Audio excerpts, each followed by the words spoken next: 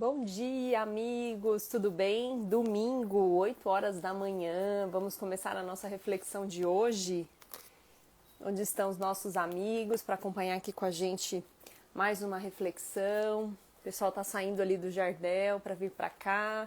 Tem gente que nem acordou ainda, vamos acordar, minha gente. 8 horas da manhã, domingo, estamos chegando no finalzinho do nosso desafio dos 21 dias, chegando no vigésimo dia. E o tema de hoje está bem legal para a gente discutir aqui, para a gente conversar. Eu queria também a opinião de vocês. Então, vamos esperar o pessoal chegando. Vamos dando aí um tempinho para o pessoal aparecer, para chegar aqui, para a gente conseguir começar a fazer a nossa reflexão. Nesse 20º capítulo, né, Emmanuel nos traz a reflexão sobre o Livro dos Espíritos, né, numa reunião pública do dia 20 de 3 de 1959, da questão 913. Bom dia, espírita jovem, bem-vinda! Tudo bem? E aí eu queria começar esse capítulo que chama Carrasco, fazendo uma reflexão com vocês aqui. Quem que é o nosso maior carrasco nessa vida, nessa encarnação? Queria ouvir um pouquinho da opinião de vocês, então comenta aí. Espírita jovem, já que você entrou aí, tô pedindo sua opinião. Aproveita aqui, qual que é o nosso maior carrasco nessa nossa encarnação? Eu vou começar a ler o texto e aí você começa aí a pensar, avaliar de quem que eu tô falando, tá? Que Emmanuel tá trazendo aqui pra gente. Então ele fala assim, é o verdugo invisível, onde se lhe evidencia a influência, aparecem a rebeldia e o azedume, preparando a perturbação e a discórdia. Oi, Socorro, bem-vinda, bom dia. Vamos fazer a reflexão aqui do 20º capítulo deste livro, Religião dos Espíritos. Nós estamos na reflexão aí do desafio dos 21 dias, estamos hoje no 20º dia, tá? E aí eu pedi para vocês avaliarem aqui do que eu tô falando, né? Quem que é o nosso maior carrasco? Se a gente for parar para avaliar na nossa vida, nessa nossa encarnação, quem seria o nosso maior carrasco nessa existência, né? Então ele fala isso, verdugo invisível, onde se lhe evidencia a influência, aparecem a rebeldia e o azedume, preparando a perturbação e a discórdia. Mostra-se na alma que lhe ouve as pérfidas sugestões, a maneira de fera oculta a atirar-se sobre a presa. O que será que é isso, hein? A espírita jovem respondeu, somos nós mesmos. Tá quase lá, tá perto disso. Então, assim, pense em uma das nossas características, uma das nossas aí maiores imperfeições. O que a gente tá falando aqui, né? Oi, Jorge, bem-vindo. Então, assimilando-lhe a faixa de treva, cai a mente em aflitiva cegueira, dentro da qual não enxerga senão a si mesmo. Qual que é essa nossa imperfeição? Que só enxerga a si mesmo. E assim, dominada a criatura aos pés dos outros, é a personificação da exigência, desmandando-se a cada instante em reclamações descabidas, incapaz de anotar os sofrimentos alheios, ou seja, eu só olho para mim mesmo, eu não olho ao meu redor e só olho o meu sofrimento, e não olho aqueles que estão ao nosso redor. Olha, o pessoal tá chutando aqui, Socorro colocou orgulho. Orgulho não, é o egoísmo, que foi o que você trouxe depois, exatamente. Então nós estamos falando aqui sobre egoísmo, né? Essa nossa imperfeição, uma das nossas maiores imperfeições, né? Como encarnados aqui no planeta Terra. E pisa nas dores do próximo com a dureza do bronze e recebe ali as petições com a agressividade do espinheiro, expelindo pragas e maldições. Onde surge, pede os primeiros lugares, e se lhes negam a face das tarefas que a Previdência organiza, não se peja de evocar direitos imaginários, condenando sem análise tudo quanto se lhes põe o discernimento. Então é aquele momento que a gente começa, o orgulho, né, começa a aflorar na gente, e a gente esquece desse discernimento, né, dessa condição, essa dureza que a gente tem, né, quando a gente é uma pessoa orgulhosa, ou a gente tá com aquele sentimento de orgulho, né, para determinada pessoa, a gente se envaidece tanto, a gente, né, quer tanto se sentir superior que a gente para de enxergar aquelas pessoas que estão à nossa volta, né? Então esse é um dos maiores maus que nós precisamos, né, trabalhar aqui nessa existência. Desatendida nos caprichos particulares com que se aproxima dos setores de luta que desconhece, mastiga a maledicência ou gargalha o sarcasmo, lançando lodo e veneno sob nomes e circunstâncias que demandam respeito. Ou seja, olha como é o egoísmo, né? Então ele compara aqui o egoísmo com esse lodo, com esse veneno, né, que a gente faz quando a gente é egoísta. A gente lança isso para olhar com o outro, né? Então esse orgulho, esse lodo, né, como se a gente estivesse ali mostrando esse nosso lado sombra para com o outro, né? Se alguém formula ponderações, buscando-lhe o ânimo, a sensatez, grita desesperada contra tudo que não seja adoração a si mesmo. Desesperada contra tudo que não seja adoração. Desesperada contra tudo que não seja adoração a si mesma, na falta estimativa dos minguados valores que carrega no fardo da ignorância e basófia, né? E aí, pesquisando essa palavra basófia, é o excesso de vaidade, né? Então, quando a gente tem esse fardo da ignorância, que nós somos ainda muito ignorantes, simples ignorantes, né? A gente ainda precisa desenvolver muito essa questão do conhecimento atrelado à prática, né? E o excesso aqui de vaidade. Então, quando a gente perde esses nossos, né? Quando está enraizado aqui nos nossos valores morais, dificilmente é difícil trabalhar essa questão do egoísmo, né? Então, nós precisamos, de alguma forma, exercitar isso o tempo inteiro, principalmente nós aqui encarnados nesse planeta, porque ainda nós temos muito orgulho, muito egoísmo, né? A Socorro trouxe aqui a questão do egoísmo também, mas a gente vê lá nessa questão do livro dos Espíritos, que é a questão 913, eu trouxe ela até aqui para a gente citar antes de continuar a leitura, quando Kardec questiona, né, os espíritos. Ele traz no item que chama do egoísmo mesmo, no livro, na questão 913, ele fala assim, ó, dentre os vícios, qual que se pode considerar como sendo o mais radical? E aí os espíritos respondem, né? Nós os dissemos muitas vezes, é o egoísmo. Dele deriva todo o mal. Estudai todos os vícios e vereis que no fundo de todos está o egoísmo. Ou seja, mesmo falando de orgulho, dentro do orgulho existe egoísmo. Dentro da vaidade existe o egoísmo. Então, o egoísmo é aquele, vamos dizer assim, que é o sentimento, né? Essa imperfeição maior e todos os outros derivam dele, né? Inutilmente os combatereis e não conseguireis extirpá-los, enquanto não houveres atacado o mal em sua raiz. Não houverdes destruído a causa.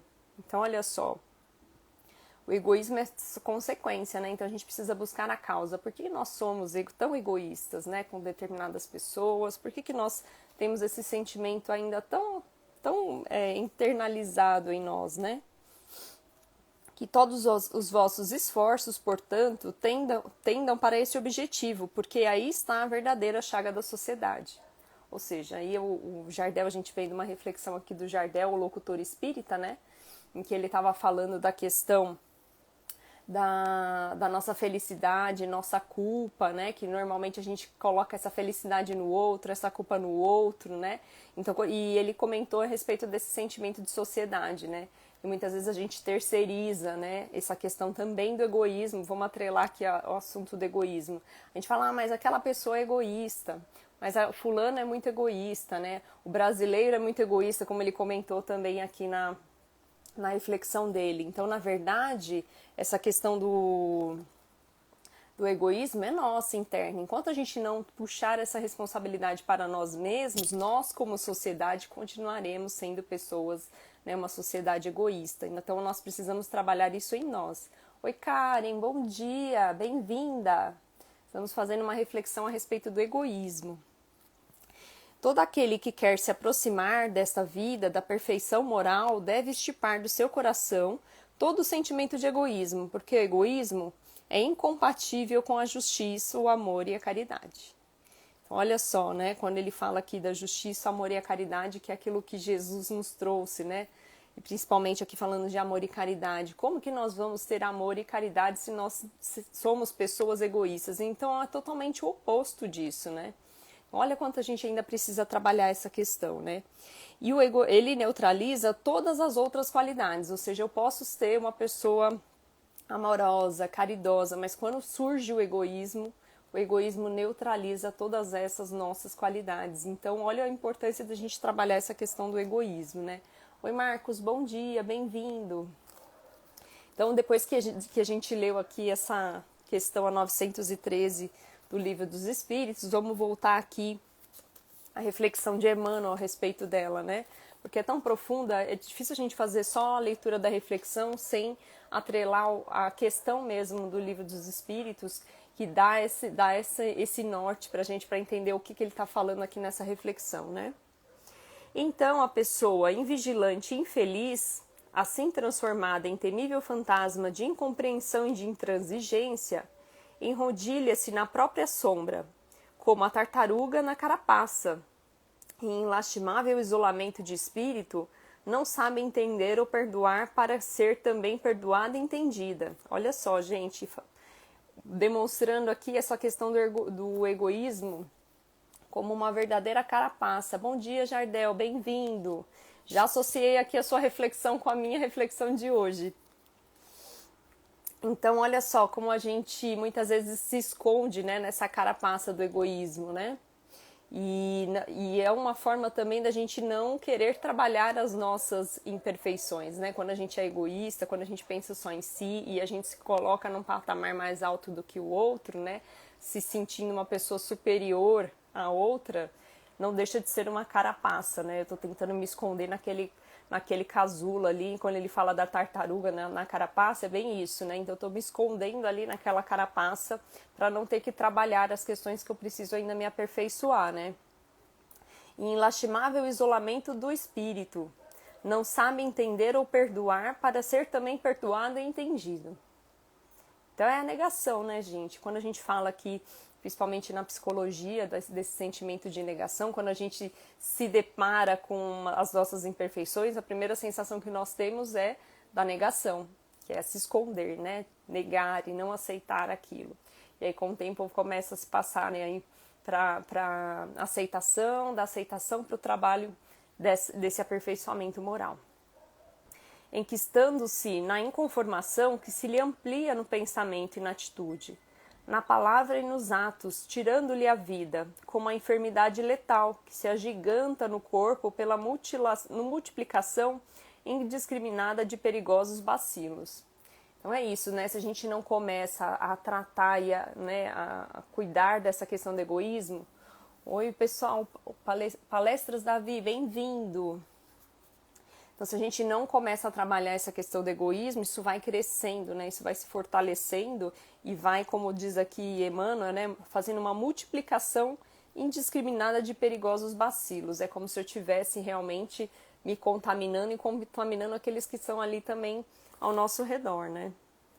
Atingido esse estado de alma, não adota outro rumo que não seja o da crueldade com que muitas vezes se arroja ao despenhadeiro da delinquência, associando-lhes a todos aqueles que lhe afinam com as vibrações deprimentes, em largas simbioses de desumanidade e loucura, formando para o pavoroso inferno do crime. E olha que interessante quando ele traz essa questão do inferno. Bom dia, Sebastião, bem-vindo. Então, olha só quando ele traz essa questão da delinquência que se associam a pessoas que estão nessa mesma sintonia, formando, né, essa afinidade de vibrações. Então, olha só, imagina a junção de pessoas egoístas, né, que acabam se afinizando e aí transformando nesse, que ele traz aqui como... Cadê? Formando um pavoroso inferno do crime. Então, é como se, quando a gente fala, né, da questão do céu e inferno, né, que lá no livro do céu e inferno a gente explica a questão do inferno, que o inferno é relativo, né, está associado a essa questão das vibrações, daquilo que nós emanamos, né, quando desencarnados, que a gente acaba se associando àqueles espíritos que estão numa mesma vibração, é bem parecido com o que está sendo dito aqui por Emmanuel, né? Então, nessa questão do egoísmo, a gente também se afiniza a pessoas que têm esse mesmo entendimento e que ainda têm realmente mais tendência para isso ou para aquilo. É por isso que quando a gente vai olhar, né, as relações sociais, né, as relações de grupo, né, a gente percebe que as pessoas se afinizam por essas características, né? Assim como aqui, né, quando a gente está aqui estudando, fazendo essa leitura, a gente vai se afinizar por pessoas que também estão buscando o estudo, o entendimento, esse aperfeiçoamento, né? Outras pessoas que têm outros interesses de outros assuntos também vão se afinizar e vão né, juntar ali, fazer um grupinho, né? Então, muitas vezes, quando a gente fala, nossa, olha que interessante, eu tô lembrando de um ponto aqui, vou comentar com vocês. Quando eu fui fazer meu MBA, né, primeiro dia de aula, uma aula, né, uma sala grande, né, e de repente a gente chega, né, não conhece ninguém, aí você tenta, né, sentar próximo de pessoas que você, né, ou te levam para determinado lugar ali, né, eu digo que a espiritualidade nos conduz, e sem a gente perceber, a gente se afiniza com pessoas que têm características muito parecidas com a nossa, né. Isso aconteceu comigo no colégio, a Karen tá aí, eu vou comentar também, né, Karen? Logo que eu vim de Minas para cá, que eu comecei a estudar no colégio que eu estudei com a Karen, primeiro dia de aula eu fui sentar com quem? Com as pessoas que a gente tem mais afinidade, né? E aí a primeira pessoa que eu sentei na sala foi com a Karen, ela virou minha amiga aí de 17, quase 18 anos que a gente tem de amizade. E no dia do MBA foi a mesma coisa. Quando eu cheguei na sala, eu sentei próximo de pessoas e quando a gente viu, estávamos no meio de um monte de bancários. Então aquela afinidade, né? De sentimentos, de sensações. É engraçado como a gente acaba se afinizando pelas pessoas que estão ali sem perceber, né? Por quê? Porque é essa sintonia que nos une, né? Então tinham várias pessoas dentro da sala que não eram bancários e no final ficou todo mundo ali no mesmo lugar, no mesmo lado e formamos um grupinho. Então essa questão da afinidade aqui pelo egoísmo é muito nesse sentido, né? Dessa afinidade, dessa junção aqui por essa vibração, é a vibração que nós estamos emanando. Bom dia, Andressa, bem-vinda. Aloísio, bem-vindo também. Bom dia. O Jorge colocou aqui, ó, tudo que conquistei é resultado do meu esforço próprio. Ninguém me ajudou, nem Deus. Não. Pelo contrário, né? Lógico que nós temos esse esforço, né, individual, mas nós temos ajuda o tempo inteiro, né? A espiritualidade está nos auxiliando o tempo inteiro. Todos nós, Jorge, temos nosso anjo guardião, nosso mentor espiritual, chamem da forma como vocês melhor acreditam, melhor definem, né, essa figura que está aqui ao nosso lado, não vou dizer o tempo todo, porque eles têm outras atividades, mas quando você pensa, você intui, você chama esse anjo da guarda para perto de você. Então ele está o tempo inteiro te intuindo, te inspirando. Então, lógico que a ação depende de nós, mas existe sim essa ajuda da providência divina, né? Deus nos envia esses nossos amigos para que estejam aqui ao nosso lado nos intuindo o tempo todo. Mas nós temos o nosso livre-arbítrio, então não adianta, por mais que nós recebemos essa intuição, cabe a nós ouvir ou não e agir ou não da forma que nós somos intuídos. Então, nosso esforço é o maior, né? Nossa maior realização, o resultado das nossas ações é muito mais nosso do que da espiritualidade, né? Dessa intuição. Mas com certeza Deus está sempre aí colocando benfeitores no nosso caminho, e não só os nossos anjos da guarda, os nossos guardiões, mas principalmente espíritos familiares que muitas vezes estão ali nos acompanhando também, né? Então não é só mérito nosso, lógico que Deus está auxiliando, mas o maior mérito é o nosso mesmo, desse esforço individual. Deixa eu ver o que mais o pessoal está comentando aqui. A Karen colocou, lembrei agora desse momento, amiga, muito especial, te amo, eu também te amo, amiga. A Elisângela também está entrando, bom dia, Elisângela. O Aloysio está comentando aqui, estou agitando uma roda de conversa no home office espírita com vocês, que estão fazendo o desafio dos 21 dias para falar da experiência antes e depois. Maravilhoso, Aloysio, vamos fazer sim. E eu tô aqui no 20º dia, gente, falta um dia para terminar o desafio. Marcos tá aí. O Marcos falou que eu não posso terminar no 21, que eu tenho que continuar aqui seguindo os capítulos, né?